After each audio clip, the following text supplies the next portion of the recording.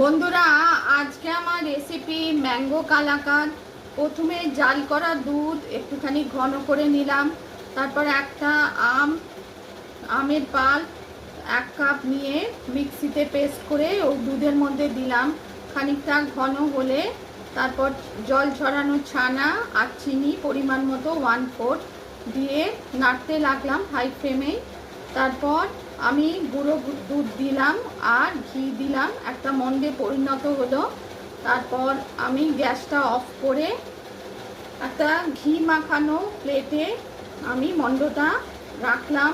তারপর খুন্তি দিয়ে সমান করে নিলাম আর ফ্রিজে রেখে তারপর ঠান্ডা করে নিলাম আর পিস পিস করে কেটে ছুরি দিয়ে আপনাদের সামনে প্রেজেন্ট করছি। চেরি দিয়ে গার্নিশ করলাম। রেসিপি পছন্দ হলে লাইক করবেন, চ্যানেলটিকে সাবস্ক্রাইব করার অনুরোধ রইল। Tasty mango kalakand summer special.